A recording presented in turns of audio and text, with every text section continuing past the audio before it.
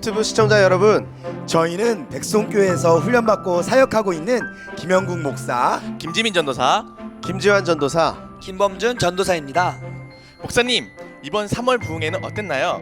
네, 이번 3월 영적 대각성 부흥회는 보령과 인천에서 월요일부터 목요일까지 3주간 연이어 진행되었는데요.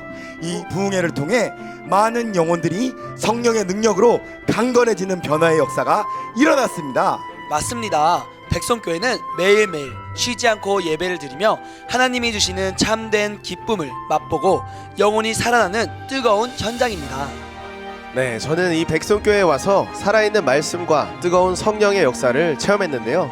저는 일진이었어요. 많은 친구들을 괴롭히고 상처를 주던 친구였는데 여기서 이렇게 기적같이 치료받고 주의 종이 되었네요. 저는 멍 때리는 망상장애를 가지고 있었는데요. 지금은 치료받고 목사가 되어 이순희 목사님과 함께 사역에 동참하고 율동으로도 하나님께 영광을 돌리고 있습니다. 정말 기적 같은 일이죠. 와, 대박. 저는 상처를 통해 영육으로 무감각 속에 빠져 있었어요. 그런데 이곳에 와서 치료받고 훈련받으면서 사역에 동참하고 있습니다. 저는 게으름뱅이로 자도 끝이 없더라고요. 저는 엄마 뱃속에서도 11달 만에 나왔잖아요. 얼마나 게으른지. 모태에서부터 게으르게 태어났으니 제가 뭘 잘할 수 있었겠어요. 그러나 여기 와서 치유받고 랩으로 하나님께 영광을 돌리고 있습니다. 와, 우리 네 명 다 정상이 아니었군요. 우리 하나님은 어떠한 질병도 고치시잖아요.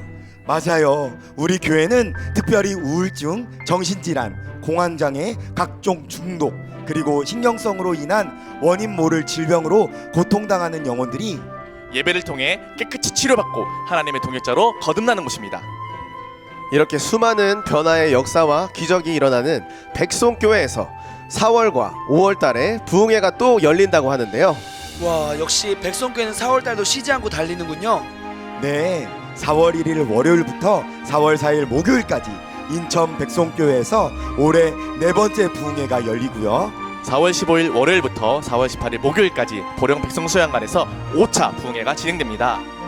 그리고 2019년 로스앤젤레스 14차 성령 컨퍼런스는 4월 24일부터 5월 4일까지 주일을 제외하고 낮밤으로 이어집니다. 미국에 계신 분들 미리미리 준비하시고 기적의 현장, 변화의 현장, 치유의 현장으로 오셔서 영혼력의 질병을 고침받고 진리 안의 자유 가운데 거하시길 바랍니다. 또 5월 13일 월요일부터 5월 16일 목요일까지 인천 백성교회에서 6차 부흥회가 진행되고요. 5월 20일 월요일부터 5월 23일 목요일까지 보령 백송수양관에서 7차 부흥회가 진행됩니다. 그리고 백성교회 최대 행사로서 우리 이순희 목사님이 생명을 걸고 인도하시는 4차 하루 3번 다니엘 기도회가 진행됩니다. 우와. 다니엘 기도회는 정말 엄청난 성령의 역사로 인해 많은 이적과 표적과 기적이 일어나는 곳입니다. 그렇죠. 다니엘 기도회는 하루에 3번 찐한 예배를 드리면서 우리의 내면이 강건해지고 새 사람으로 거듭나는 변화의 현장입니다. 이 기도회는 전 세계에서 오셔서 은혜를 받으시잖아요. 아마도 이런 다니엘 기도회는 없을걸요? 진짜 없어요. 여러분 모두 오셔서 경험해보세요. 하나님은 분명히 살아계십니다. 찬양을 통해, 말씀을 통해, 기도를 통해 살아계신 하나님을 만나보세요.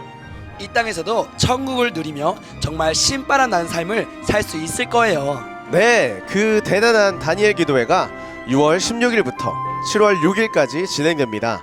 집중해서 말씀과 찬양과 기도를 드리기 때문에 변화되지 않을 수가 없죠. 와, 정말 기대되네요. 그리고 백성교회 백성수양관에서는 특별 집회 일정 이외에도 인천, 대구, 보령, 미국, 캐나다에서 계속해서 집회가 진행됩니다. 여러분, 백송교회 백송수양관에 오셔서 하나님이 일하시는 예배 가운데 내면에서부터 영성 혁명을 일으키시고 여러분 모두가 진리 되신 예수님을 바로 알고 자유를 누리며 이 땅의 부흥의 주역들이 다 되시기를 바라며 뜨거운 찬양과 열정적인 말씀을 통해 열매 맺는 삶으로 변화되는 백성교회 백성수양관으로 사랑하는 여러분을 초대합니다.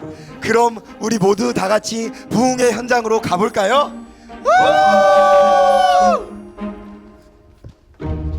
누가복음 19장 1절로 10절 말씀 함께 봅니다. 예수께서 여리고로 들어가시더라. 삭개오라 이름하는 자가 있으니 세리장이요 또한 부자라. 그가 예수께서 어떠한 사람인가 하여 보고자 하되 키가 작고 사람이 많아 할 수 없어 앞으로 달려가서 보기 위하여 돌 무화과 나무에 올라가니 이는 예수께서 그리로 지나가게 되밀어라.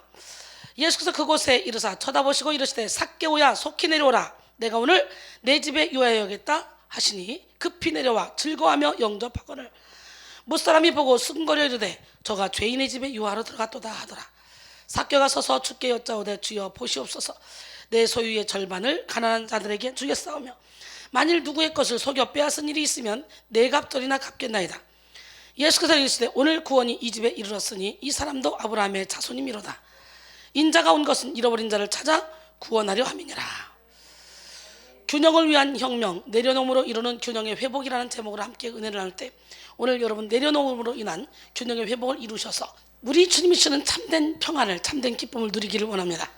어느 바닷가에 갈매기 한 마리가 살고 있었습니다. 어느 날 그 갈매기는 부둣가에 버려진 썩은 물고기 한 마리를 낚아챘습니다.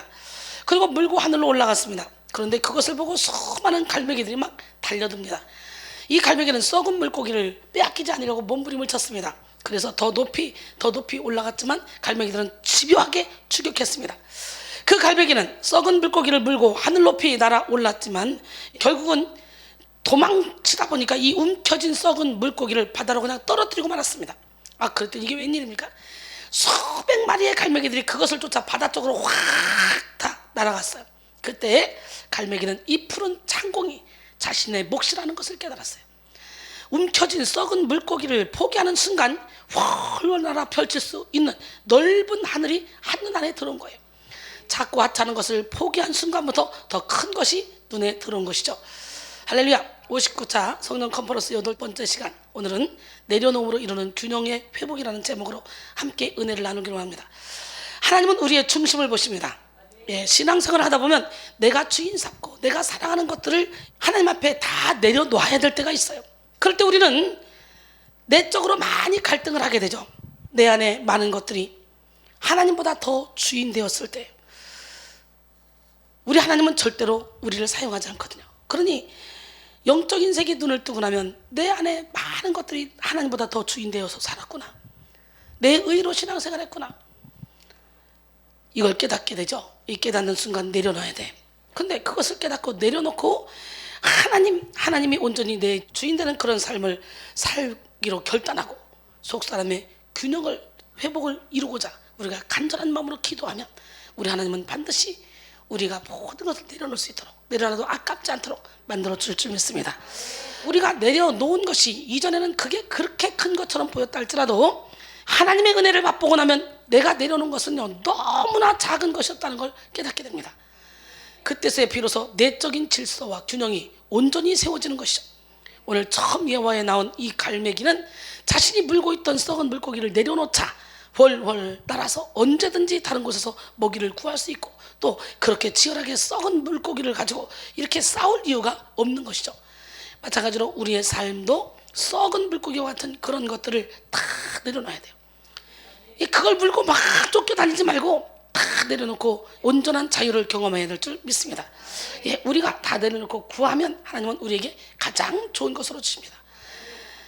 뭔가 비어야지 거기다 채워주지, 어떤 것으로 가득 채우는 그릇에는 아무것도 담을 수가 없잖아요. 누가복음 11장 9절로 13절에 보니까 내가 또 너에게 이르노니 구하라 그러면 너에게 주실 것이요, 찾으라 그러면 찾을 것이요, 문을 두드리라 그러면 너에게 열릴 것이니 구하는 이마다 받을 것이요, 찾는 이가 찾아낼 것이요, 두드리는 이에게 열릴 것이니라. 너희 중에 아버지 된 자로서 누가 아들이 생선을 달라는데 생선 대신 뱀을 주며 알을 달라는데 전갈을 주겠느냐? 너희가 악할지라도 좋은 것을 자식에게 줄 줄 알거든 하물며 너희 하늘 아버지께서 구하는 자에게 성령을 주시지 않겠느냐? 여러분, 가장 좋은 것은 성령입니다. 이 시간 가장 좋은 것, 성령을 주시는 그 하나님을 향해서 우리의 영의 눈이 활짝 열려야 돼요. 지혜와 계시의 영이 임해서 하나님이 예비하신 모든 축복을 받을 수 있어야 돼요. 우리 하나님이 우리 오늘 이 시간에 그러죠. 영적인 세계에 눈을 떠라, 영적인 세계에 귀를 열어라, 영적인 세계 마음을 활짝 열어라. 에베소 1장 17절 사도 바울이 기도하죠. 뭐라고? 너희에게 지혜와 계시형에서 하나님이 예비하신 거, 하나님을 알게 하시고 영의 눈을 밝혀서 하나님이 예비하신 모든 걸 보게 한다고. 오늘 이 시간에 여러분, 남들이 볼 수 없는 거, 남들이 들을 수 없는 거, 남들이 느낄 수 없는 거, 남들이 깨달을 수 없는 거 다 깨달아서 하나님이 예비하신 축복을 다 받는 기적의 주인공이 되기를 원합니다. 예, 고린도전서 2장 9절로 10절도 그렇잖아요. 하나님이 사랑하는 자들에게 예비하신 것, 눈으로 보지 못하고 귀로도 듣지 못하고 사람의 마음으로도 생각하지 못했던 것 같으나 성령이 이것을 밝게 알게 하신다는 거예요. 하나님의 성령이, 할렐루야, 하나님의 깊은 것까지도 통달하신다는 거예요. 오늘 시간에 그 성령의 충만함을 받으면 하나님이 여러분을 위해서 좋은 것 예비해 놓으신 것, 그걸 받아 누릴 수 있게 될 줄 믿습니다. 가장 좋은 것, 성령을 주시는 그 하나님께 여러분 자신을 내어 드립시다.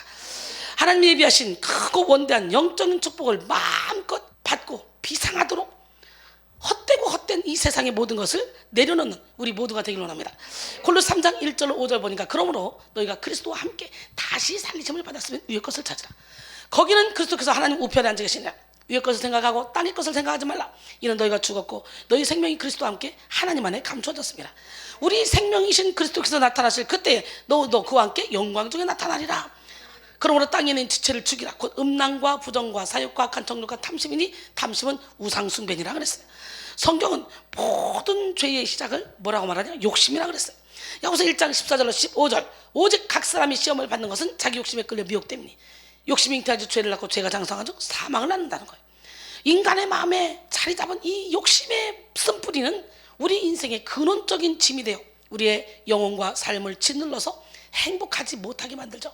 그래서 예수님은 죄의 짐을 지고 사는 우리를 향해서 수고하고 무거운 짐을 다 내려놓으라는 거예요. 오늘 이 시간에 여러분 모두가 다 수고하고 무거운 짐을 다 내려놓기를 원합니다.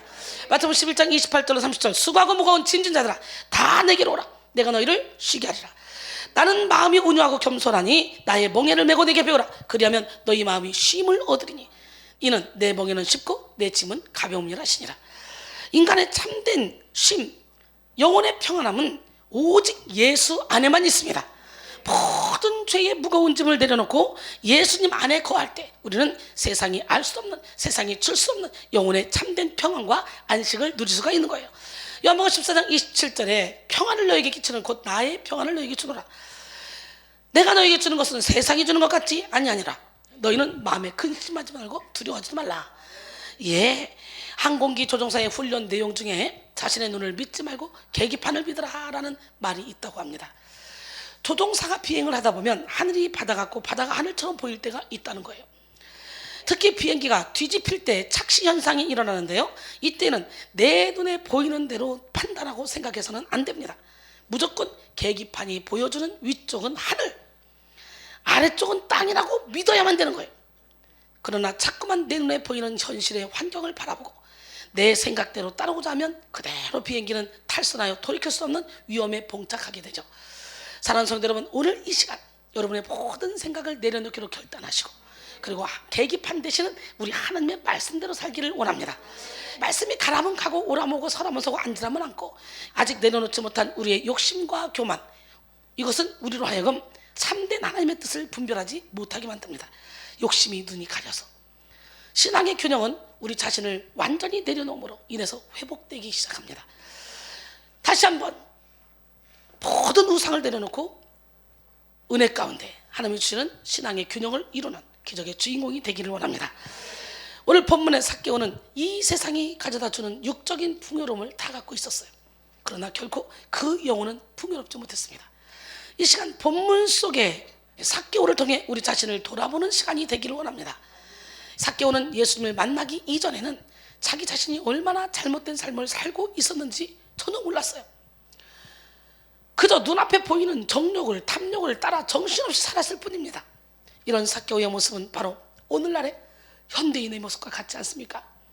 로마서 5장 13절에 보니까 율법이 있기 전에도 세상에 죄가 있었으나 율법이 없었을 때는 죄를 죄로 여기지 않았다. 그리고 로마서 7장 9절에 보니까 전에 율법을 깨닫지 못했을 때는 내가 살았더니 계명의 이름에 죄는 살아나고 난 죽었다. 말씀을 깨닫고 나면 죄가 깨달아지는데요, 삭개오도 자기가 지금 어떤 짓을 하는지 몰라요. 돈 축적하는데 바빠서. 근데 예수님을 만나는 순간 확 자기의 죄가 깨달아지는 역사가 일어나지. 오늘 이 시간에 여러분 깨닫는 것이 은혜입니다. 인생의 문제는 깨달음의 문제예요. 오늘 이 시간에 하나님 내게 깨달음의 영을 주시옵소서. 그래서 여러분 깨달아져서 내가 죄인이구나, 내가 교만했구나, 내가 내 중심적이었구나, 내가 하나님을 믿는다고 입술만 떠들었지 행함이 없는 믿음을 가졌구나. 여러분 진정으로 우리 주님이 주시는 마음은 평안이거든요. 어떤 상황 가운데서 주님이 나와 함께 하시면 평안합니다. 그렇기 때문에 보배 되신 주님이 질그릇인 우리 안에 들어오는 순간부터 우리는 사방으로 우겨싸도 쌓이지 않고, 박해를 받아도 버림받지 않고, 거꾸로 들다가도 망하지 않고, 앞길 막혀 답답하도 낙심하지 않나니. 왜? 임마누엘 하나님 우리와 함께 하시기 때문에. 고린도서 4장 7절로 10절 말씀입니다. 페르시아인들은 승리를 얻었을 때 노예를 한 명 뽑아서 그를 3일 동안 왕으로 앉히는 풍습이 있다는 거예요. 아주 짓궂네. 그래서 그들은 그 노예에게 왕복을 입히고요, 그가 원하는 것을 다 해준대요. 다 누리게 3일 동안. 그리고 3일 후에는 제단에 바쳐지는 제물로 드린다는 거예요. 세상이 가져다주는 기쁨이 바로 이런 것입니다. 세상이 가져다주는 결론이 바로 이런 거예요. 육신의 정욕, 안목의 정욕, 이생의 자랑을 쫓아 살다 보면 결국 여론의 영혼은 망가지는 거예요. 우리의 겉사람은 진짜 내가 아니에요. 나는 진짜 나는 내 속사람. 육신의 장막집이 무너지면 손으로 짓지 않은 영원한 집으로 가는 것은 내 속사람. 예수 그리스도 안에서 변화된 속사람. 할렐루야. 삭개오는 일평생 물질을 취하고 쌓는 일에 골몰하여 아주 피곤한 삶을 살았는데요, 전승에 의하면 삭개오는 키가 153cm 정도 된다 그래요. 그러니까 남자가 키가 153cm라 그럼 얼마나 열등감이 많겠어요. 그 열등감을 해소하기 위해서 죽으면 죽으리라 돈으로 열심히 돈 벌어서 내가 떵떵거리면서 이걸 해소해야지, 그런 마음으로 아무래도 세리장까지 된 것 같아요.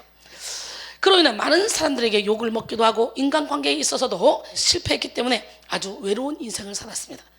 그러면서도 자기 의에 도취돼서 자기 내면의 문제조차도 직시하지 못한 채 살았죠. 한마디로 삭개오는 속사람의 균형이 완전히 깨어진 상태로 살았던 사람이에요. 당시 세리들은 유대인의 세금을 떼어다가 로마에 바쳤는데요, 여러분 세리들에게는 로마에게 바치는 일정한 세금보다 더 거둘 수 있는 자유가 있었어요.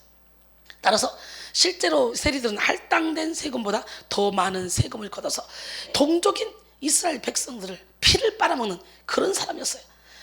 더 많이 걷어서 나머지는 자기들이 다 취해. 근데 유대인들은 이러한 세리들을 아주 경멸했겠죠. 한편 오늘 본문에서 삭개오를 설명할 때 세리 중에 세리장이라는 거예요. 세리장. 그리고 부자라고 표현하고 있습니다.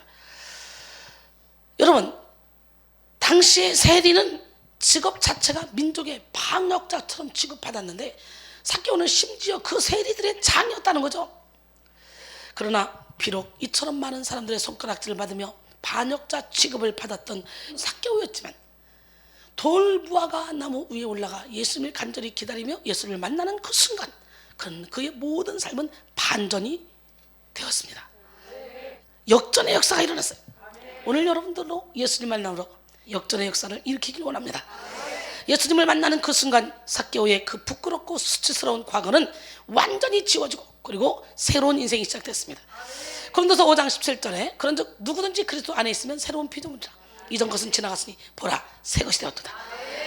여러분 새로운 피조물은 어둠에서 빛으로 옮겨진, 죽음의 사망에서 생명으로 옮겨진, 할렐루야, 마귀의 자녀에서 하나님의 자녀로 옮겨진 사람 아닙니까? 그러니까 새로운 피조물답게 살아야지. 언제까지 구습을 따른 옛사람을 쫓아 살아갈 겁니까? 언제까지 짐승처럼 눈에 보이는 걸 쫓아 살아갈 겁니까? 오늘 우리의 눈을 들어 하늘을 바라봐야 돼요. 우리 하나님, 멋쟁이 하나님은 우리와 함께 하시고 우리가 예수와 함께 죽으면 하나님은 우리를 예수와 함께 감춰놨다가 예수님이 나타나실 때 우리를 통해 나타난대요. 너와 함께 영광 중에 나타난대요. 골로새 3장 3절로 4절. 할렐루야. 근데 이 삭개오가 예수님을 만나 기적의 삶으로 역전되기 위해서는 그가 반드시 내려놓아야 하는 것들이 있었죠. 그것이 무엇인지 이 시간 살펴보고 여러분도 내려놓음을 통해서 예수님을 만나 기적의 삶을 살기를 원합니다. 할렐루야. 삭개오야 내가 너의 집에 유하야겠다. 그래도 아이고 우리 집 지금 빨래도 엉망이고 방도 안 치웠고 설거지도 안 치고 집이 엉망인데 어떻게 우리 집에 오십니까? 못 오십니다. 이러면 어때요? 우리는 축복을 못 받아. 삭개오처럼 기쁨으로 맞이해드려야 돼. 그래서 어떻게? 언제든지 내 영혼의 밀실을 주님이 주인 돼서 오실 수 있도록 청소를 해놔야 되겠지. 더러운 집에 아유 이건 안 돼요. 더러워서 안 돼요. 더러워서 주님 조금만 이러면 안 돼요. 지금도 계시록 3장 20절에 볼지어다 내가 문 밖에서 문을 두드리니 누구든지 내 음성을 듣고 문을 열면 내가 그에게로 들어가 그와 더불어 먹고 그는 나와 더불어 먹으리라. 오늘 우리는 예수의 이름으로 마음의 문을 활짝 열어야 돼. 옆 사람은 마음의 문을 활짝 엽시다. 상황과 환경을 바라보는 생각의 한계를 내려놔야 돼. 뭘 내려놔야 돼? 생각의 한계. 오늘 본문 3절로 4절 보니까 그가 예수께서 어떠한 사람인가 하여 보고자 하되 키가 작고 사람이 많아 할 수 없어 앞으로 달려가서 보기 위하여 돌 무화과 나무에 올라가니 이는 예수께서 그리로 지나가시게 되미라라. 삭개오가 여리고를 지나가는 예수님을 알게 되었을 때 그는 예수님을 보고자 했습니다. 그 의지는 단순히 유명인이 지나간다기에 구경이나 해보려는 그런 호기심이 아니었어요. 보고자로 번역된 이대인은 보기 위해서 계속 찾고 있었다는 것을 의미합니다. 그런데 예수님을 보고자 하는 열정으로 있었으나 그에게 난관이 있었습니다. 그것은 자신의 타고난 작은 키와 상황적인 제약이었습니다.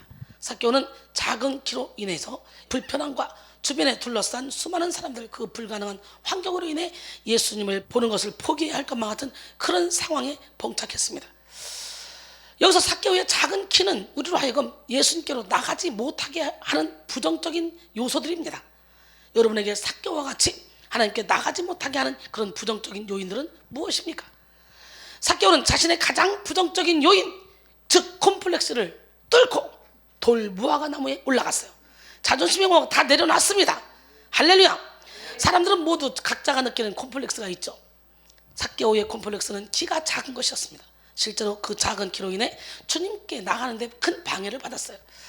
근데 이런 콤플렉스를 극복하지 못하고 그 안에 갇혀 사는 사람들은 평생 그 안에 갇혀 건강하고 아름다운 삶을 살 수가 없죠. 그렇다면 우리가 가질 수 있는 콤플렉스의 종류에 대해서 알아보겠습니다.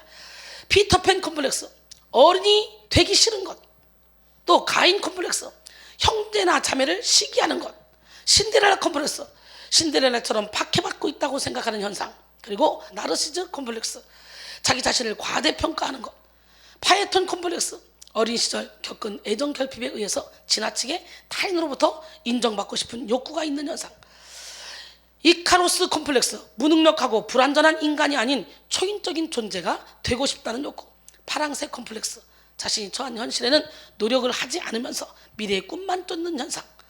이렇게 많은 콤플렉스가 있습니다.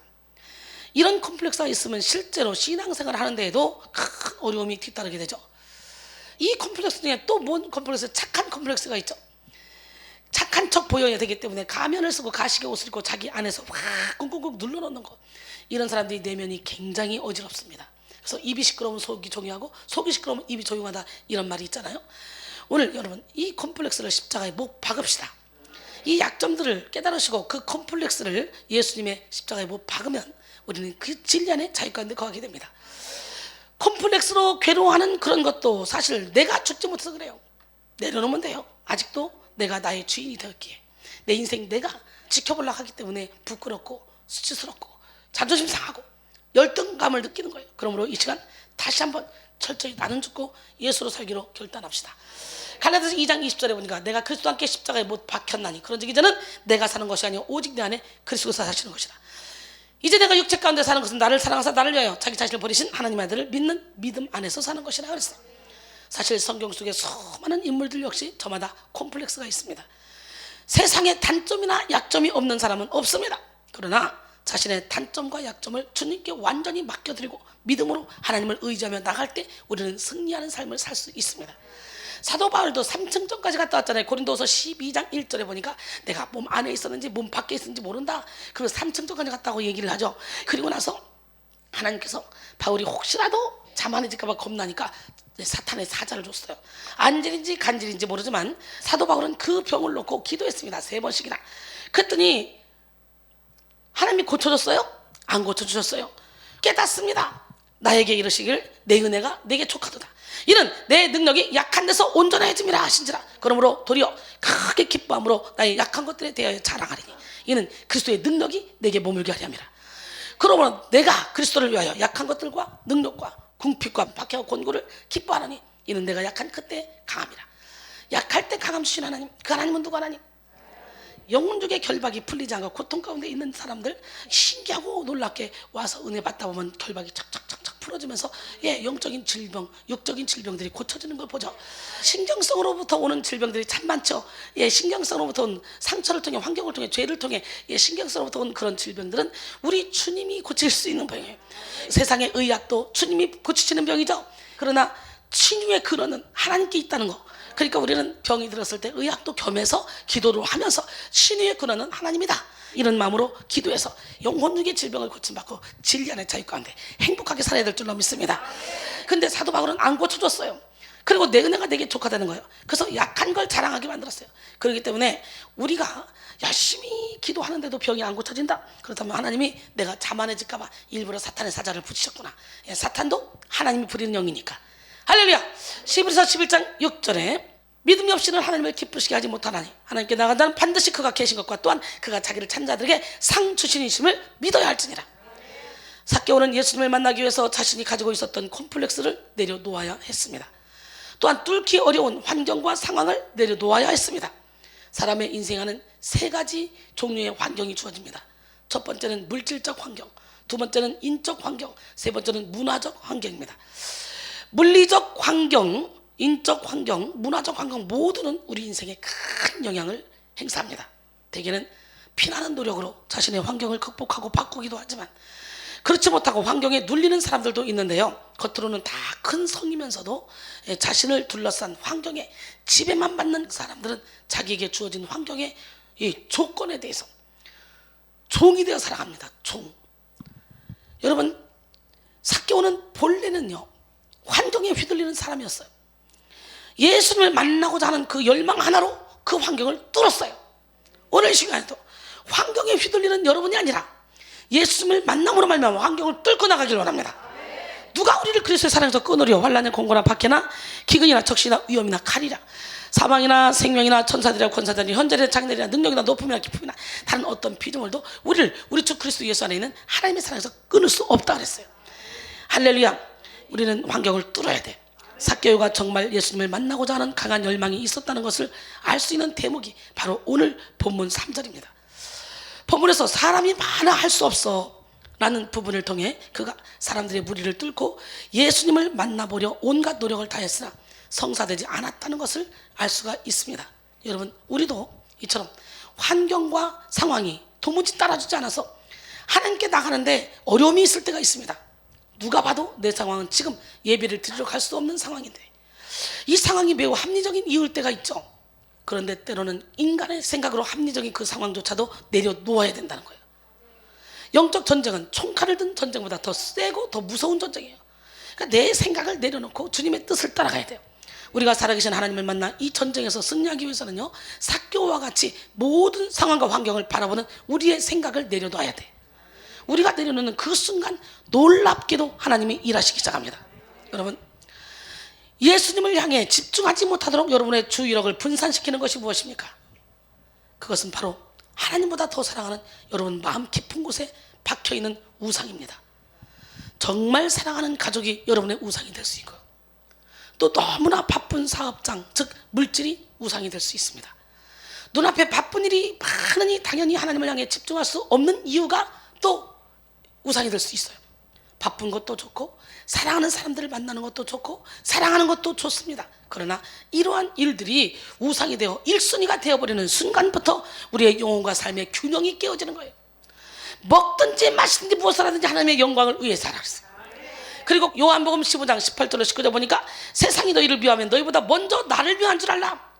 너희가 세상에 속하였으면 세상이 자기 것을 사랑할 것이나 너희는 세상에 속한 자가 아니요 도리어 내가 너희를 세상에서 택하였기 때문에 세상이 너희를 미워하느니라 그랬어요. 그런데 여러분, 뒤집어서 생각해보면 이 삭개오의 여러 상황과 환경의 한계는 오히려 삭개오의 인생에 더 좋은 역전의 기회가 되었습니다. 만약에 삭개오가 키도 작지 않고 그의 앞에 막아서는 군중도 없었다면 그 열정이 이처럼 빛나지 않았을 거 아니에요. 그 약점이 오히려 강점이 되는 거죠. 볼 수 없기 때문에 간절한 마음이 있는 거죠. 삭개오를 둘러싼 여러 가지 어려움 때문에 그는 더욱더 예수님의 눈에 발견될 수가 있었다는 거예요. 고난이 일기입니다. 그러므로 여러분을 둘러싼 콤플렉스, 환경과 상황, 어려운 일에 무조건 낙심하지 마십시오. 오히려 인생의 한계 끝에서 만나주시는 전능하신 하나님 앞에 여러분의 모든 생각의 한계를 내려놓고 성령의 능력을 구하시기 바랍니다. 모든 것을 합력하여 선을 이루시는 좋으신 하나님, 멋쟁이 하나님이 여러분의 삶을 상상하지 못할 기적의 삶으로 인도해 주실 줄 믿습니다. 두 번째, 육적인 정체성을 내려놔야 돼요. 인디언들의 이야기 가운데 검은 독수리에 관한 이야기가 있습니다. 검은 독수리는 새끼 한 마리를 둘 곳이 마땅치 않아서 들곰 새끼들 사이에 끼워두었어요. 독수리 새끼는 들곰처럼 멀리 날지도 못하고 매일 흙더미를 뒤지고 있었습니다. 어느 날 하늘을 딱 봤더니 검은 독수리가 보니까 자기 친구 같은 애들이 막 날아다니는 거예요. 그래서 이렇게 쳐다보고 있었어요. 그랬더니 그때 옆에 있던 들곰이 말합니다. 너는 꿈도 꾸지 마. 넌 저런 멋있는 새가 될 수 없어. 검은 독수리는 자신이 하늘을 날아볼 생각조차도 못하고 들곰처럼 살다가 들곰만큼 날다가 죽었다고 합니다. 여러분, 우리는 예수 안에 있는 순간 보통 사람이 아닙니다. 예수님 안에만 있기만 하면 세상을 정복하고 세상을 다스리며 이 땅에서도 천국을 누리며 살아갈 수 있습니다. 그런데 검은 독수리처럼 자신의 정체를 깨닫지 못하고 들곰처럼 살다가 죽을 수는 없지 않습니까? 어깨 힘주세요. 나는 택하신 족속이다. 나는 왕같은 제사장이다. 나는 거룩한 하나님의 나라다. 나는 하나님의 소유된 백성이다. 나는 하나님의 선전문이다. 아멘.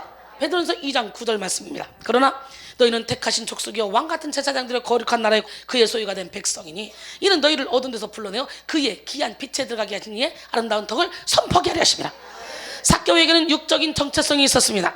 삭개오는 유대인들이 그토록 싫어하는 세리들 중에서도 그들을 다스리는 세리장이었기 때문에 동네에서 그를 모르는 사람이 없을 정도로 유명한 사람이었을 것입니다. 삭개오는 예수님의 만남으로 인해 이제 자기가 가지고 있었던 과거의 정체성이 아닌 영적 정체성을 부여받습니다. 이 영적 정체성이란 우리가 내려놓을 때 성령 하나님이 주시는 새 마음, 새 본질을 의미합니다. 우리는 하나님 앞에서 철저히 우리가 가진 육적인 정체성을 내려놓아야 돼요. 예수님을 만나기 전에 삭개오는 오직 자신이 가진 직업으로 인한 정체성에 충실한 사람이었어요. 그러나 사실 하나님이 삭개오에게 부어줬던 영적 정체성은 하나님의 선민이었고 그 이스라엘 백성 중 하나였고 또 예수님의 핏값으로 산 천하보다 귀한 영혼이었습니다. 오늘 우리는 예수님의 핏값으로 산 천하보다 귀한 영혼이에요. 그렇기 때문에 우리 몸으로 하나님께 영광을 돌려야 돼요. 예, 성령이 거하는 전입니다. 고린도전서 6장 19절로 20절 말씀이에요.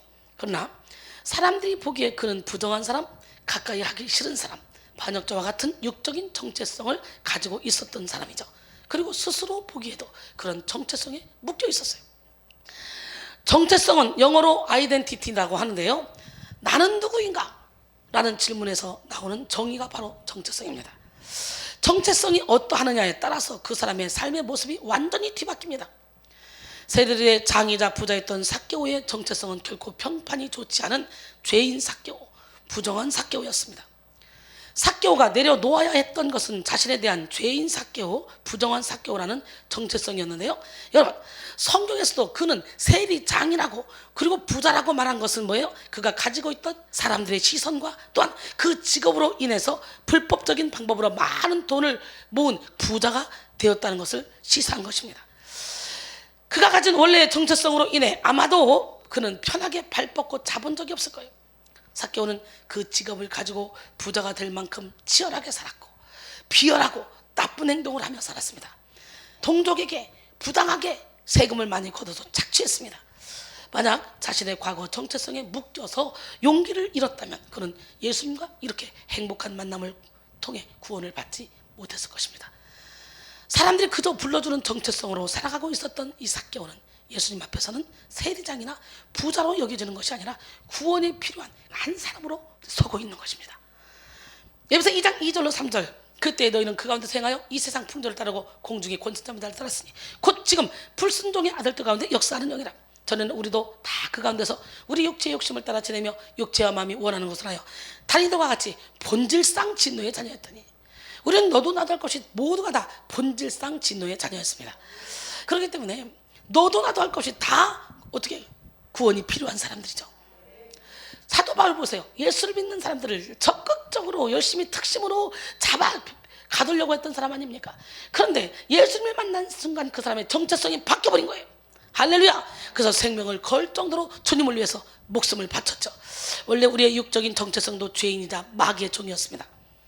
우리가 원래 가야 할 곳은 지옥이었어요. 또한 상처받고 죄에 잘 무너지는 존재였잖아요.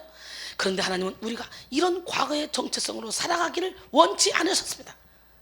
우리는 새로운 피조물이 됐어요. 하나님의 자녀가 됐어요. 맥스 루카도는 주와 같이 길 가는 것이라는 저서에서 이렇게 말했습니다. 내 옷장에는 별로 입지 않은 스웨터가 하나 있다. 소매도 너무 짧고 어깨도 너무 좁다. 단추도 몇 개 떨어져 나갔고 실밥도 다 닳아 헤어졌다. 합리적으로 생각하자면 나는 그 수요들을 지우고 공간을 넓혀야 된다. 그것이 논리적인 말이다. 그러나 사랑 때문에 나는 그럴 수가 없다. 뭐 때문에? 그 스웨터에 얽힌 독특한 사연이 나로 하여금 스웨터를 버리지 못하게 한다. 남다른 사연이란 무엇인가? 그것은 그 스웨터가 할머니의 애틋한 모정이 표현된 작품이라는 사실이다. 그런 의미에서 그 스웨터는 유일무이한 것이다. 다른 것으로 대신할 수가 없다. 실가닥 하나하나 정성스럽게 고른 것이다. 실밥 하나하나 사랑으로 택한 것이다. 스웨터로서의 용도는 모두 잃었지만 가치는 전혀 잃지 않았다. 그것이 가치 있는 것은 기능 때문이 아니라 지으신 분 때문이다. 할렐루야. 우리가 가치 있는 것은 우리 하나님 우리를 지으셨기 때문이야. 신묘막측하게 지으셨기 때문이에요. 그렇기 때문에 우리는 위축될 필요가 없어요. 시편 기자도 그와 똑같은 마음으로 이렇게 고백했을 것입니다. 주는 어머니의 태에서 나를 배를 짜듯이 지으셨습니다. 이 표현을 생각해보라. 당신은 배를 짜듯이 지어진 존재이다. 당신은 우연한 산물이 아니다. 대량 생산품도 아니다. 조립 라인에서 잘 짜맞춰진 제품도 아니다. 당신은 최고의 장인이신 하나님에 의해 세상에서 설계되어 특별한 은사를 받아 사랑으로 이 땅에 보냄받은 존재이다. 이인자가 설 곳이 없는 사회에서 그것은 기쁜 소식이다.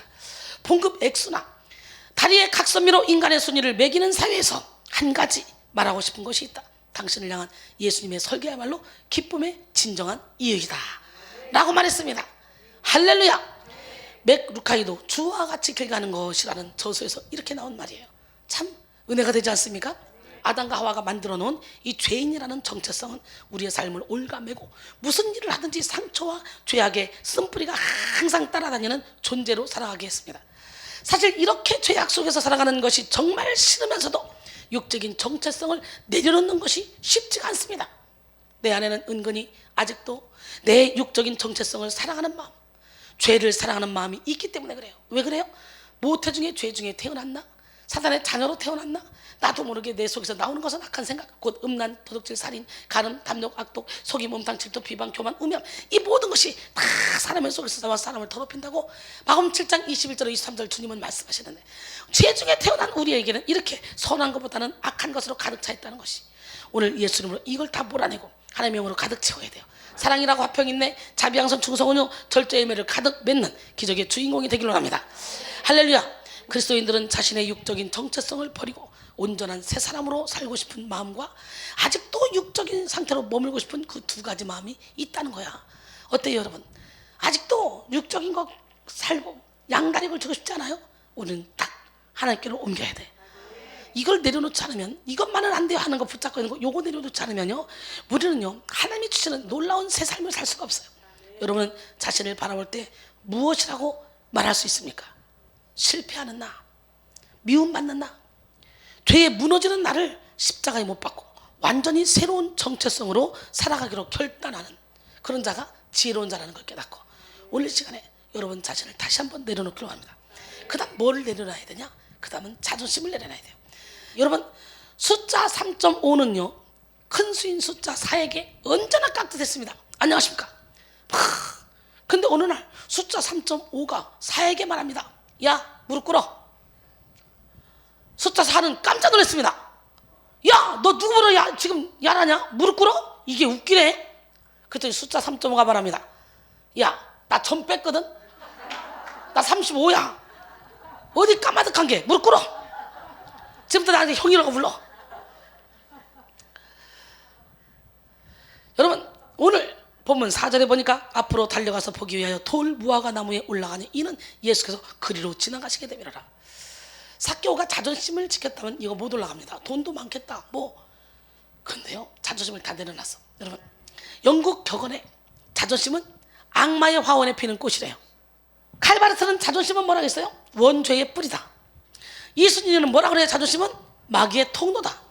자존심은 아무짝에 쓸데없어요.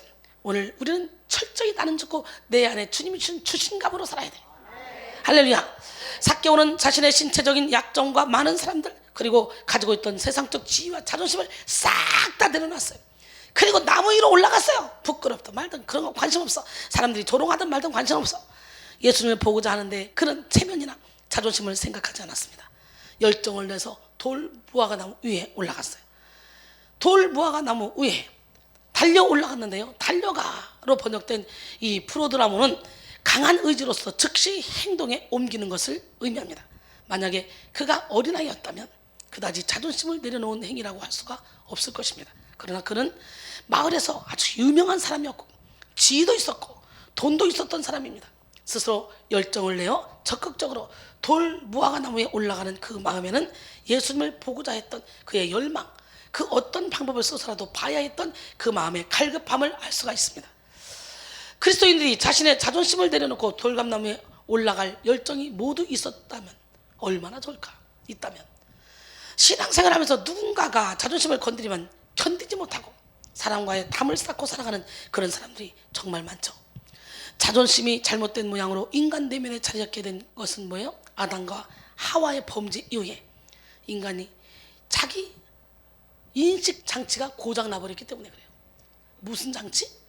자기 인식 장치가 고장 나버렸기 때문에. 아담과 하와는 범죄한 자신의 모습을 보았을 때 수치를 느꼈고 체면에 부끄러움을 느꼈습니다. 나뭇잎으로도 가려지지 않는 수치를 어떻게든 나무 뒤에서 가려보려고 했지만 자기 자신에 대한 부끄러움을 감출 수가 없었습니다. 자존감이 낮아진 거죠. 자존감이. 여러분, 자기 인식이 망가지게 되면요, 자존감도 낮아지고 자존심에 집착하게 됩니다. 우리는요, 자존심을 버리고 자존감을 높이 가져야 돼요. 주 안에서. 하나님은 꼭 우리에게 이런 자존심의 시험을 하십니다. 우리가 주님을 만나기 위해서, 더 큰 은혜를 얻기 위해서, 주님을 위해 내 자존심까지도 내려놓을 수 있는지 보시기 위해서 훈련하는 과정 속에 자존심을 내려놓게 해요. 돌무화과 나무에 꾸역꾸역 올라가 예수님을 보고자 했던 이 삭개오의 마음에는 자존심도 없고 세리장이라는 직위도 없고 부자라는 개념도 없습니다. 그저 예수님을 보고 싶은 거예요. 고대 철학자인 탈레스는 이 세상에서 가장 어려운 것은 자신을 아는 것이고 가장 쉬운 것은 남을 흉을 보는 것이다 그랬어요. 왜 자기 자신을 아는 것이 그렇게 어려울까요? 나 자신을 있는 그대로 받아들인다는 것은 너무도 어려운 일이기 때문이죠.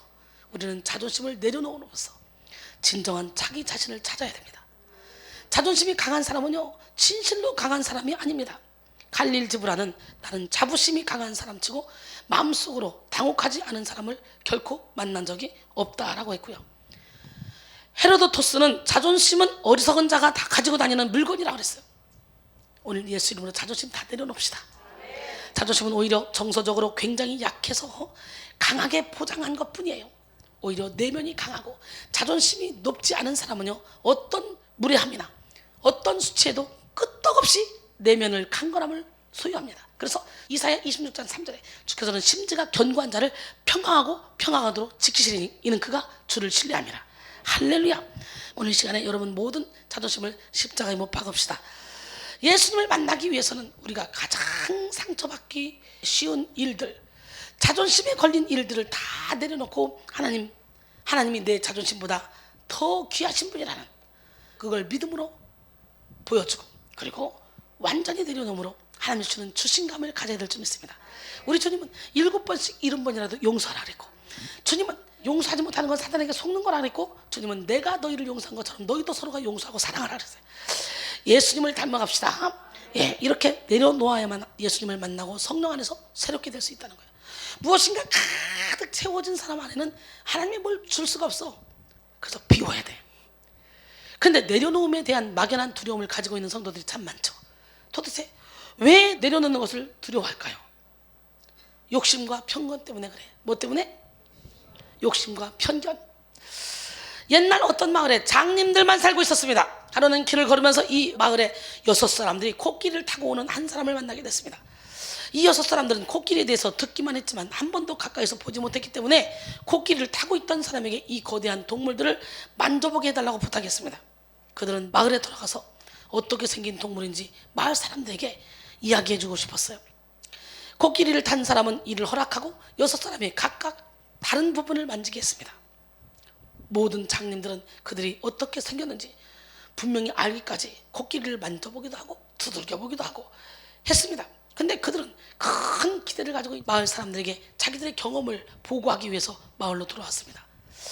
코끼리의 옆구리를 만진 첫 번째 사람이 말합니다. 코끼리는 광대하고 아주 두꺼운 벽같이 생겼어요. 그랬더니 말도 안 돼 하고 코끼리의 이빨을 만지고 온 둘째 사람이 말합니다. 코끼리는 짧고 둥글고 매끄럽고 날카로워요. 나는 코끼리를 벽보다는 창에 비교하겠습니다.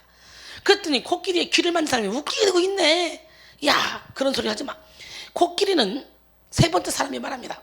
그것은 벽이나 창과는 전혀 같지 않아. 차라리 두터운 털, 양탄자 같은 것으로 비교할 수 있지. 그렇게 말합니다. 그랬더니 나는 찬성 못합니다 하고 또 코끼리 코를 만지고 네 번째 온 사람이 말합니다. 그것은 커다란 뱀과 같이 생겼다고 말합니다. 그랬더니 다섯 번째 사람이 맞지 않다고 소리를 쳤습니다. 그는 코끼리의 다리를 만지고 온 사람이에요. 그것은 나무처럼 둥글고 두껍게 생겼다고. 코끼리를 타본 여섯째 사람은 또 항의했습니다. 여러분 중에 코끼리를 사실대로 설명한 사람이 하나라도 있습니까? 코끼리는 확실히 커다랗게 움직이는 산과 같이 생겼습니다. 이렇게 말했어요. 오늘날도 마을 사람들은 토론을 계속하며 아무도 코끼리가 어떻게 생겼는지 생각해내지 못했다 그래요. 여러분, 그러니까 하나님의 말씀도 마찬가지입니다. 코끼리 코를 만지는 것처럼 조금 들으면서 판단할 수가 없다는 거예요. 더더구나 우리는 영적인 말씀을 하잖아. 그래도 영혼을 깨우는 말씀을 하기 때문에 설교를 한 번만 들으면 저게 뭔지 구분이 안 돼요. 전체적으로 통전적으로 성경을 볼 수 있어야 돼요. 구약은 신약에 의해서, 신약은 구약에 의해서 설명되어져야 되고, 문자주의가 아니라 성령의 감동으로 이 성경이 압축되어 있는 것이 확 펼쳐져야 돼요. 성경은 하늘을 두루마리 삼고 바다를 먹물 삼아도 한없는 이 하나님의 사랑을 다 기록할 수 없다 그랬잖아요. 이 기록한 것을 놓을 자리도 없다 그랬어요. 우주라도. 그런 것처럼 이 안에는 엄청난 비밀이 숨겨져 있는데요, 우리는 영적인 눈을 떠야 하나님이 이 압축된 성경 말씀을 샥 풀어주십니다. 오늘 영적인 세계에 눈을 활짝 뜨시길 바랍니다. 오늘 본문 7절에 보니까 무사람이 보고 숨거리 이르되 저가 죄인의 집에 유하러 들어갔도다 하더라. 사람들은 삭개오와 함께 하시는 예수님을 보고 자신들이 가지고 있던 편견의 잣대를 들이댑니다. 그리스도인들의 자신의 소중한 삶과 자존심, 정체성 등 가치를 내려놓지 못하는 이유는 아직도 버리지 못한 편견과 내려놓음에 대한 오해 때문입니다. 우리를 편견 없이 바라보시는 분은 오직 예수님 뿐입니다. 여리고의 사람들은 예수님이 삭개오와 함께 하시자 삭개오도 이상했지만 예수님은 더 이상해 보였어요. 아니, 죄인 집에 먹으러 간단 말이야? 이것을 염려하고 신경 쓰고 기분 나빠했다면 결코 예수님과 삭개오의 아름다운 이야기는 완성되지 못했을 것입니다.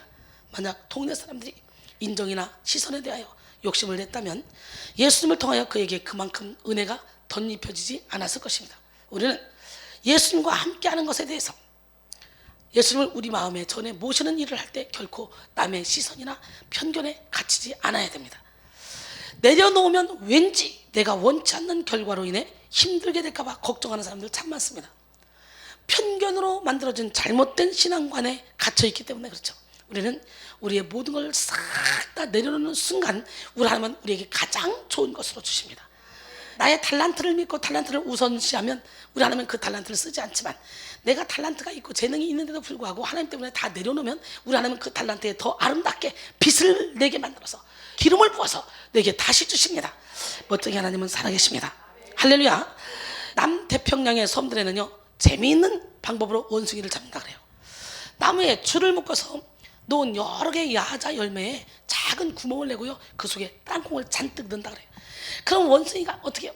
땅콩을 먹으려고 딱 들어가서 잡았는데 그때 이제 막 사람들이 줄을 들고 나타나서 원숭이를 잡는 건데요, 원숭이가 이것만 놓으면요 빨리 빠지고 도망갈 수 있거든요. 근데 이걸 잡고 막 빼려고 하니까 안 빼지는 거예요. 이거를 욕심 때문에 안 빼지니까 결국은 잡혀 죽는 거지. 우리도 똑같아요. 육신의 정도 안 먹여주는 이 생의 사랑을 이걸 놓고 주님 따라가면 되는데, 사탄마귀가 막 우는 사자처럼 들어다니며 산길을 잘 찾으면서 덫을 놓고 여러분이 잡게 만드는데, 이걸 잡고 이걸 안 놀라니까, 그러니까 하나님과 재물, 하나님과 세상 겸하여 섬길 수가 없는 거예요. 그러니까 하나님이 나를 통해 일하실 수 없는 거예요. 혼적인 예배로 머무르는 사람들이 얼마나 많습니까? 우리는 영이 깨어나야 돼. 옆 사람 말하시고 영 깨라. 아멘. 이 원숭이들이 땅콩을 내려놓지 못하는 이유가 뭡니까? 바로 이걸 내려놓으면요, 땅콩을 취하지 못할까 봐 두려워서. 우리 주님은 말씀하시죠. 무엇을 먹을까 마실까 입을까 염려하지 말라. 먼저 그의 나라와 그의 의를 구하라. 그러면 이 모든 것을 너에게 더하시리라.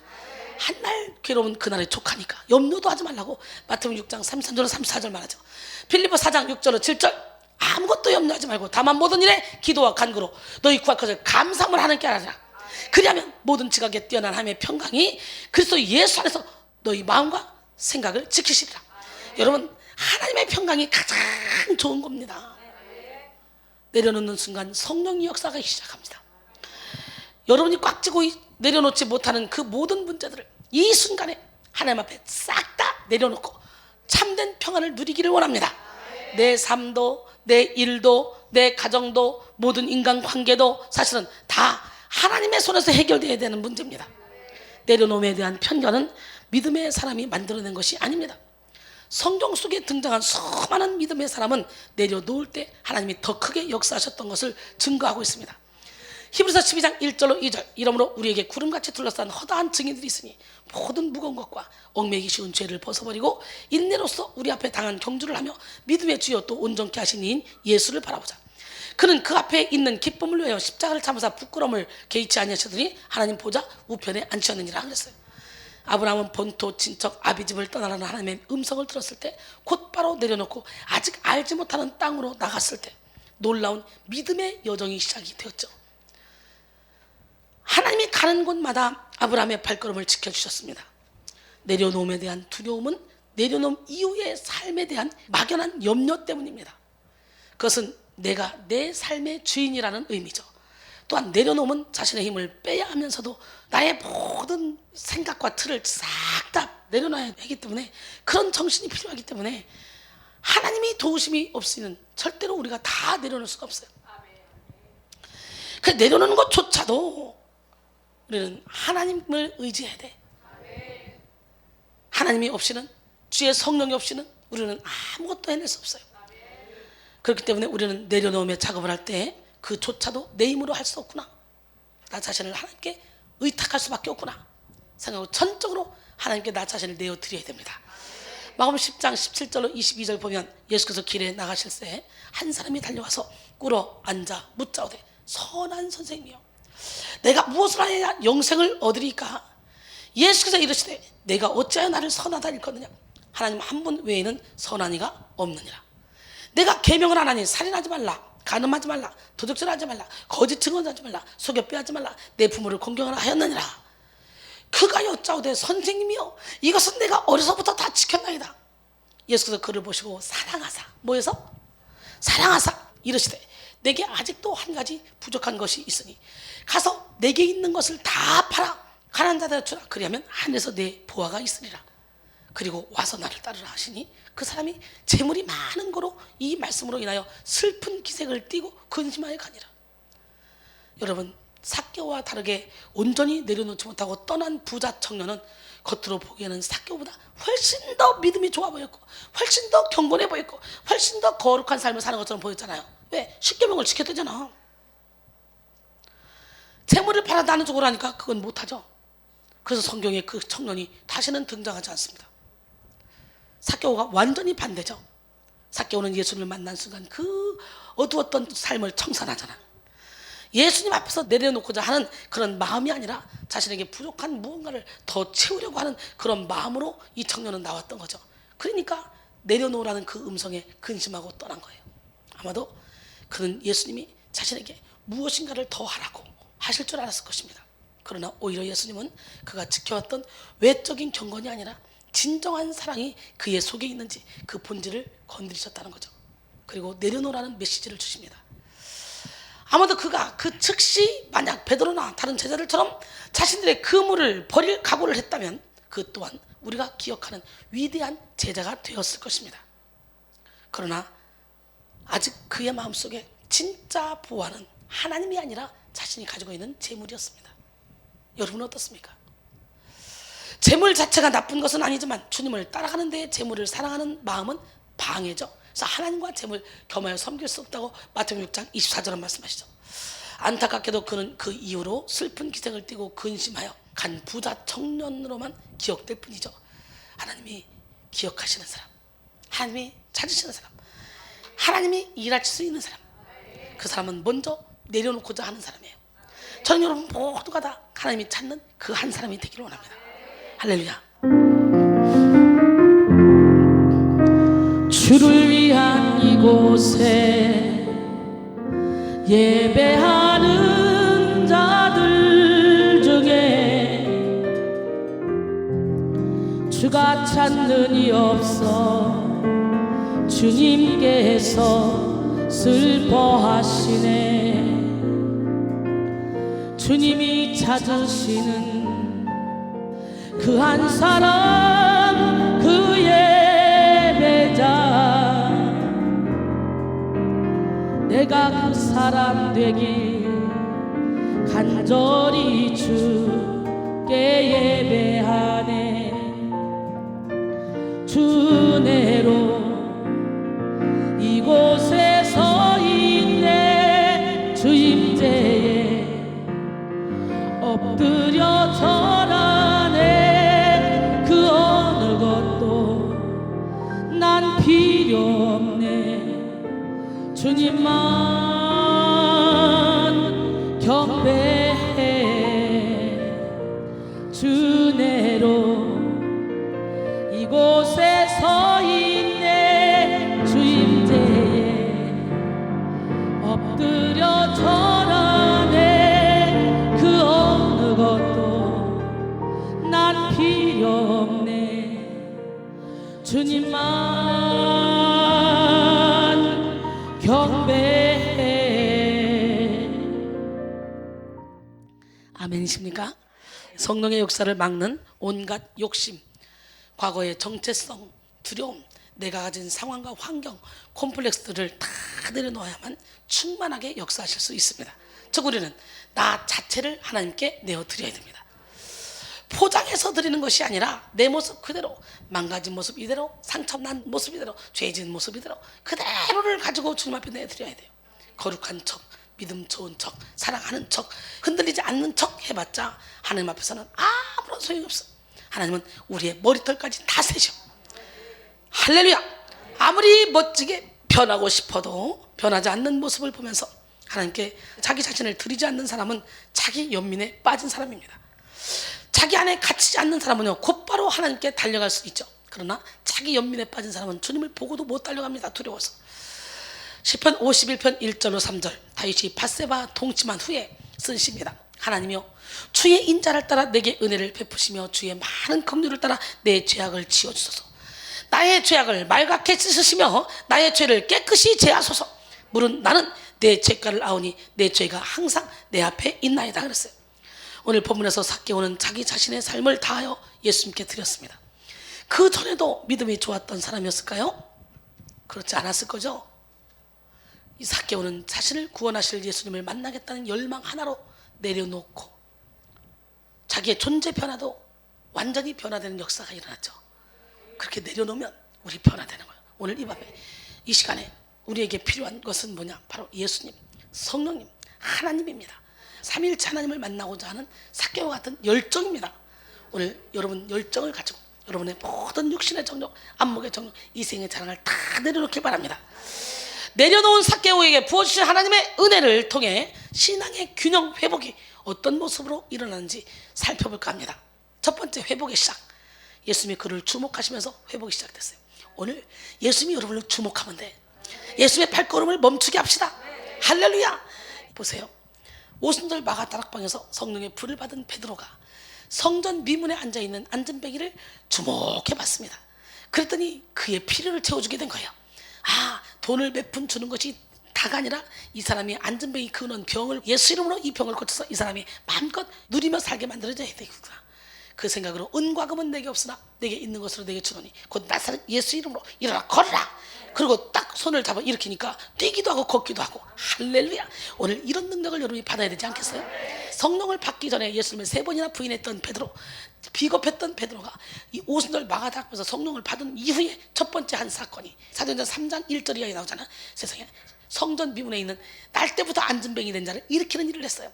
근데 주목해서 보는 것도 이렇게 우리가 그 사람을 사랑해서 그 사람의 영혼의 필요를 채워주기 위해서 주목해서 봐야지. 사울처럼 블레셋을 이기고 블레셋 사람을 죽이고 오는 길에 여인들이 막 춤을 추며 소고치며 다윗이 죽인 자는 만만이요 사울은 천천이다 막 이랬더니 갑자기 이 사울이 다윗에게는 만만을 돌리고 나에게는 천천만 돌려? 그럼 다윗이 이 나라 빼앗는 것 말고 더 뭐가 있겠어? 그럼 이 나라의 주인이 다윗이 된다는 거야? 와, 그래서 그때부터 다윗에게 고마움을 표현하는 게 아니라 지금 위기에서 건진 다윗에게 감사해야 되거든. 그게 아니라 다윗을 주목해 보는 거예요. 그래서 다윗을 주목해 본 거예요. 뭐 때문에 봤어요? 시기 질투로. 시기 질투로 주목해서 보면 하나님이 부리는 악령이 내리쳐서 미쳐버립니다. 오늘 예수 이름으로 시기 질투는 떠나갈지어다. 야고보서 3장 14절 이하에 보면은 시기와 질투는 위에서부터 내려온 것이 아니요 땅의 것이요 정욕의 것이요 귀신의 것이라 그랬어. 오늘 예수 이름으로 시기 질투를 십자가에 못 박기를 원합니다. 오늘 본문 5절로 6절 예수께서 그곳에 이르사 쳐다보시고 이르시되 삭개오야 속히 내려오라. 내가 오늘 내 집에 유하여야겠다 하시니 급히 내려와 즐거워하며 영접하거늘. 지금 내가 여러분에게 갑자기 딱 아무나 불러가지고 내가 지금 너네 집에 가겠다. 내가 너네 집에서 며칠 동안 유해야 되겠다. 급히 네 감사합니다 빨리 갑시다 하는 사람 여기 있을까? 아우 나 청소가 안 됐어요. 아우 나 지금 빨래도 안 해놨어요. 설거지 안 했어요. 조금만 있어. 내가 조금만 가서 청소한 다음에 모실게요. 근데 이 사람은 급히 즐겁게 여러분의 영혼의 밀실 성령이 거하는 집인 여러분의 심령 오늘 빨리 청소해. 주님이 문 두드리셔. 오 빨리 오시옵소서. 어서 오시옵소서. 급히 모셔드리는 여러분 되기를 원합니다. 예수님이 삭개오를 주목하시는 장면이 나오는데요. 그때부터 삭개오의 모든 인생의 문제는 해결되었던 것이나 다름이 없습니다. 오늘 여러분 예수님이 여러분을 주목해 딱 보는 순간 끝납니다. 예수님이 여러분을 긍휼히 여기고 불쌍히 여기고 사랑스럽게 여기면 끝나요. 예수님의 눈길이 여러분에게 멈추기를 원합니다. 예수님의 시선이 여러분에게 멈추기를 원합니다. 할렐루야. 역대하 16장 9절에 보니까 여호와의 눈은 온 땅을 두루 감찰하사 전심으로 자기에게 향하는 자에게 능력을 베풀어준대요. 지금도 우리 하나님은 온 땅을 감찰하고 계십니다. 우리 하나님은 살아계십니다. 처음에는 삭개오가 예수님을 보기 위해서 온갖 노력을 다 했지만 본문 5절에서는 예수님이 고개를 들어서 삭개오를 주목하신 것으로 나타납니다. 잠언 8장 17절에 나를 사랑하는 자들이 나의 사랑을 입으며 나를 간절히 찾는 자들이 나를 만나리라. 아멘. 시편 32편 8절에 보니까 내가 내 길을 가르쳐 보이고 너를 주목하여 훈계하리로다. 하나님은 자신을 찾는 자를 주목하시고 자신을 사랑하는 자를 더 큰 사랑으로 덧입혀 주십니다. 그것은 우리가 먼저 하나님을 찾고 하나님을 사랑한다는 것이 아닙니다. 하나님이 먼저 사랑하시는 거예요. 예, 요한일서 4장 10절에 사랑은 여기 있으니 우리가 하나님을 사랑한 것이 아니요 하나님이 우리를 사랑하사 우리 죄를 속하기 위하여 화목제물로 그 아들을 보내셨습니다. 할렐루야. 예수님은 돌 무화과 나무에서 간절히 자신을 바라보고 있는 삭개오로 인해 가시던 발걸음을 멈췄습니다. 큰 소리도 합니다. 예수님의 시선을 머물게 합시다. 예수님의 발걸음을 멈추게 합시다. 할렐루야. 우리는 예수님의 발걸음을 멈추게 해야 됩니다. 예수님은 삭개오를 바라보실 뿐만 아니라 그 이름까지 불렀어요. 삭개오를 향해서 너라고 불러주지 않았어요. 너 이리 와봐 하게 아니라 삭개오야. 할렐루야. 예, 이렇게 이름을 불러주신 것은 예수님의 사랑이 그에게 향하고 있다는 것을 보여줍니다. 그리고 서둘러 내려오라고 하십니다. 그때 예수님이 삭개오를 보신 것은요 단순히 표면적인 삭개오를 보신 것이 아니라 일평생 사람들에게 욕을 먹고 부정한 취급을 받고 있던 삭개오, 죄에서 벗어나고픈 삭개오, 그리고 외로운 삭개오, 예수님을 만나고 싶어하는, 만나서 자기의 문제를 해결하고 싶은, 영혼의 갈급함을 해결하고 싶은 그런 삭개오의 모습을 보셨던 것입니다. 그 모습을 이미 아셨기에 초청도 하지 않았는데 삭개오의 집에 유하야겠다고 먼저 손님을 자청했다는 거죠. 바로 우리 내면에서 예수님을 만났을 때 일어나는 그런 영혼의 반응이 바로 삭개오와 예수님을 통해서 우리가 알 수가 있습니다. 오늘 이 시간 여러분 모두가 다 예수 안에 거하고 예수님이 여러분 안에 거하면 무엇이든지 원하는 대로 다 구하라는 거예요. 다 주신다 그랬잖아요. 할렐루야. 예, 포도나무 대신 예수님께 붙어 있읍시다. 그럼 열매가 주렁주렁 열릴 줄 믿습니다. 예, 이적이 나타나 기적이 나타나 표적이 나타나 이것보다 더 중요한 것은 삶에서 열매 맺는 것입니다. 삭개오가 얼마나 기뻤을까요? 본문 6절에서 그는 급히 내렸다고 표현하고 있습니다. 이것은 그가 감당할 수 없는 기쁨을 느꼈다는 것을 뜻합니다. 사랑하는 성도 여러분, 우리의 영혼도 마찬가지입니다. 우리의 영혼에 하나님의 시선이 머무르게 되면 우리는 걱정할 필요가 없어요. 삭개오는 여전히 세리장이었고 부정한 사람이고 욕을 먹는 사람이었지만 그가 예수님을 만난 다음에 그 예수님 한 분만을 갈급했을 때 그 영혼의 무너진 균형이 제자리를 찾고 축복받는 사람으로 바뀌게 됐습니다. 신앙의 균형은 하나님을 가까이 할 때 하나님이 주목하시는 자가 될 때 회복될 수가 있습니다. 시편 73편 28절에 보니까 하나님께 가까이 함이 내게 복이라. 내가 주 여호와를 나의 피난처로 삼아 주의 모든 행적을 전파하리이다. 왜냐하면 균형을 유지할 수 있도록 생명을 공급하시고 질서를 세워주시는 주체가 바로 하나님이시기 때문이에요. 겉사람의 삶에는 부족함이 없었지만 삭개오의 내면은 황폐하고 메마르고 갈급하고 허덕였습니다. 그 생명을 공급하실 수 있는 분은 오직 하나밖에 없어요. 하나님, 오직 예수밖에 없어요. 우리도 마찬가지입니다. 매일매일의 예배를 통해서 그 생명을 공급받지 않으면 나도 모르는 사이에 나의 내면이 균열이 생깁니다. 틈이 생긴다는 거예요. 우리는 속사람이 강건해야 돼요. 예수를 믿는 저와 여러분에게는 영원하도록 누리는 영생을 주님이 이미 허락하셨잖아. 우리는 이 땅에서의 삶이 끝이 아니고 이 땅의 삶이 끝나면 영원토록 저 천국에서 복을 받을 수 있는 특권이 주어진 사람들이에요. 영원한 생명도 아낌없이 주시는데 하나님이 무엇을 우리에게 아까워하시겠습니까? 구하면 주십니다. 문제는 믿음으로 구하지 않기 때문에, 문제는 내가 육적인 것을 구하기 때문에, 우리가 아무리 큰 것을 드려도 하나님은 그보다 더 큰 은혜를 예비하고 계십니다. 작은 것이라 할지라도 진실함을 다해 주님을 위해서 내려놓으면 그 상급을 반드시 잃지 않는다고 말씀하셔요. 빌립보 3장 7절로 8절 보니까 필라델피아 교회의 사자에게 편지하라. 거룩하고 진실하사 다윗의 열쇠를 가지시니 곧 열면 닫을 사람이 없고 닫으면 열 사람이 없는 그가 이르시되 볼지어다 내가 내 앞에 열린 문을 두었으되 할렐루야 능히 닫을 사람이 없으리라. 내가 내 행위를 아노니 내가 작은 능력을 가지고서도 내 말을 지키며 내 이름을 배반하지 아니하였도다. 작은 능력을 가지고도 하나님 말씀을 지키고 하나님의 이름을 배반하지 않은 빌라델피오에게 열린 문을 줬다는 거예요. 균형의 회복은 하나님에 대한 열정을 회복하고 하나님을 만날 때 비로소 이루어질 수가 있습니다. 할렐루야. 그렇습니다. 하나님의 눈, 하나님의 시선, 예수의 눈은 전심으로 자기에게 향한 자에게 있습니다. 오늘 우리도 하나님의 시선이 우리에게 머무르고 우리의 속사람의 균형을 회복하기 위하여 열정을 내서 예수님을 바라보고 구하고 찾읍시다. 내 영혼아, 너는 하나님을 바라라. 그 얼굴에 도우심을 바라라. 할렐루야. 오늘 이 시간에 우리의 속사람의 균형을 회복합시다. 그리고 예수님의 능력, 하나님이 내게 허락하신 약속하신 그 능력을 다 받아 누립시다. 왜? 믿는 자에 따른 표적, 그들이 내 이름으로 귀신을 쫓아내며 새 방언을 말하며 뱀을 집어올리며 무슨 독을 마시도 헬받지 않냐고 병든 사람에게 손을 얹은 즉 나으리라 하시더라. 할렐루야. 회복의 과정, 이전보다 더 기쁘게 내려놓는 참된 믿음의 사람이 됩니다. 할렐루야.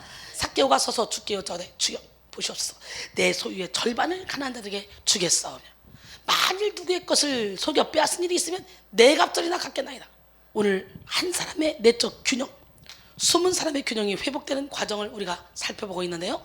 그는 자신의 사정과 형평, 콤플렉스까지도 다 내려놓는 열정을 보이면서 결국에는 예수님이 주목하는 사람이 되었죠. 그러자 삭개오의 내면에 어떤 일이 벌어졌습니까? 평생 욕심껏 모으기만 하고 남의 돈을 착취했던 이런 세리장 삭개오가 자신의 소유물을 내려놓는 기적이 일어나. 예수님이 내려놔라 어쩌라 떠들지도 않았어. 예수님 만나는 순간 예수님의 빛이 들어가면서 깨닫게 되는 거야. 오늘 이 시간에 깨닫는 은혜가 여러분에게 있어지기를 원합니다. 할렐루야.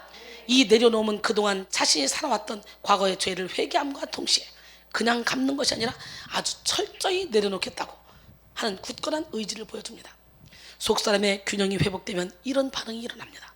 내려놓는 것이 두렵다는 것 자체가 이미 균형이 깨진 그런 속사람을 가지고 있다는 증거입니다.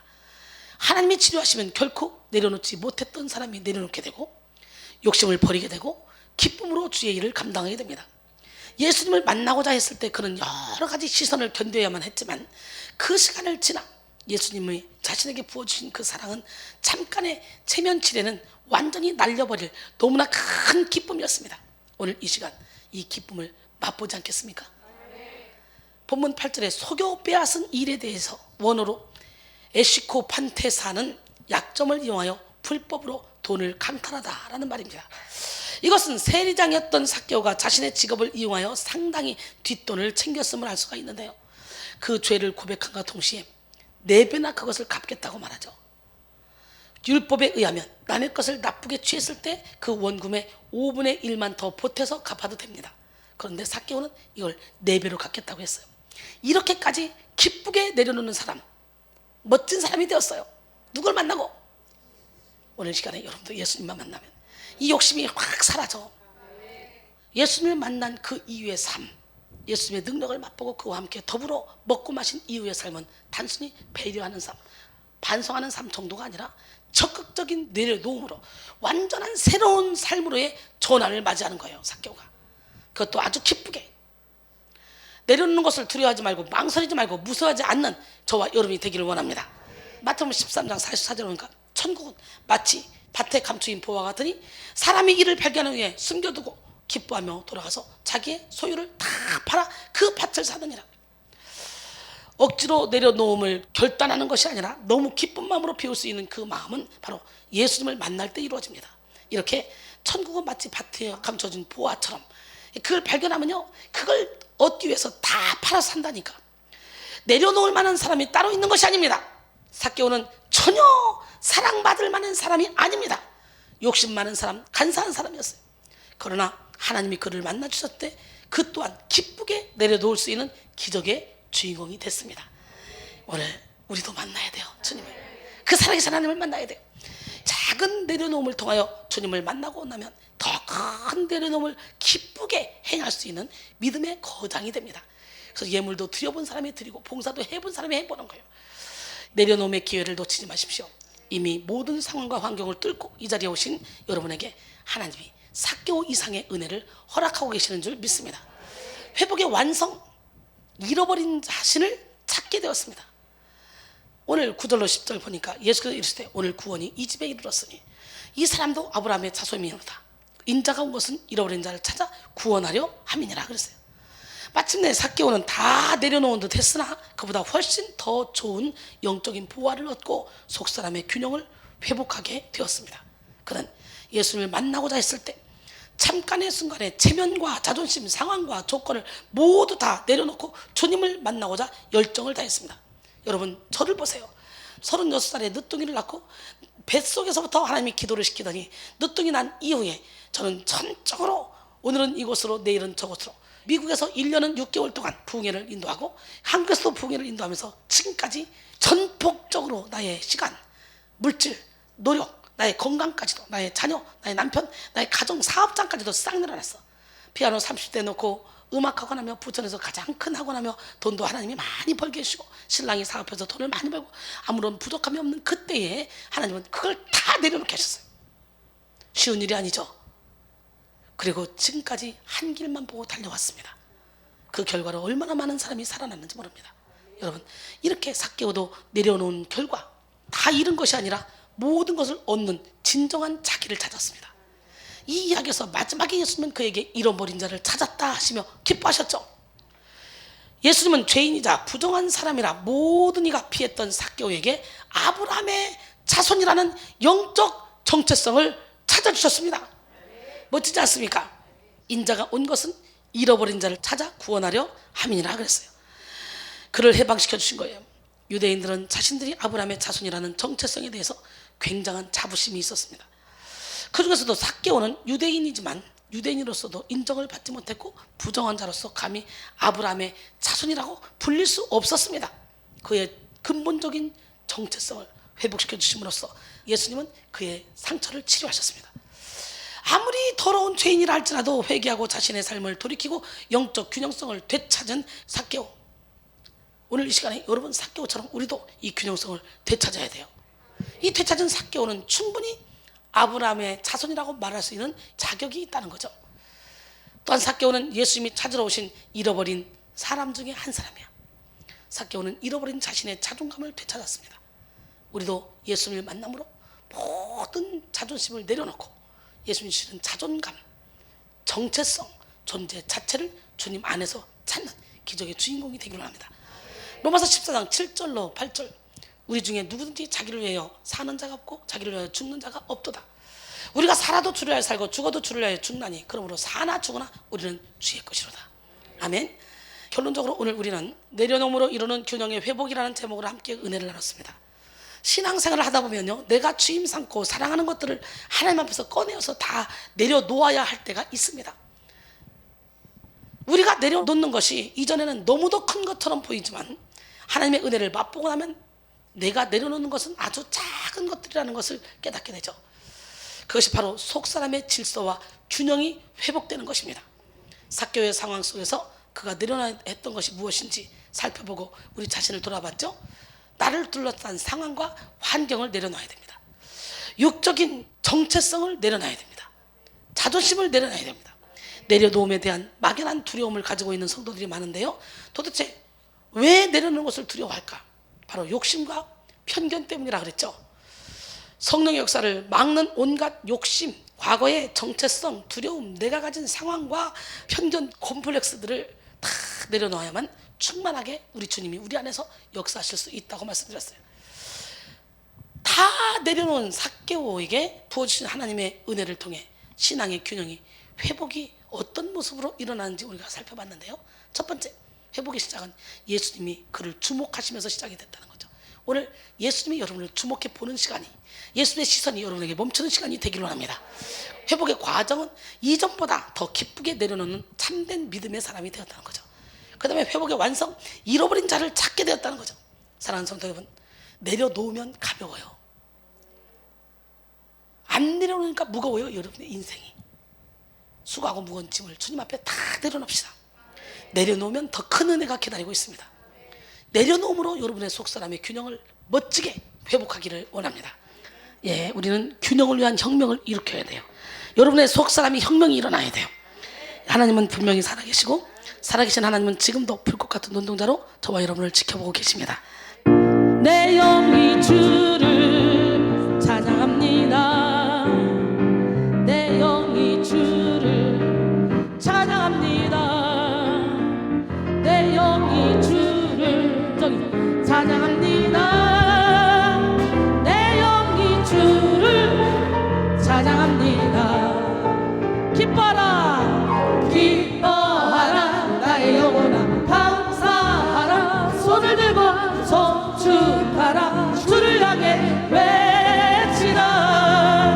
기뻐하라 나의 영혼아 감사하라. 손을 들고 송축하라.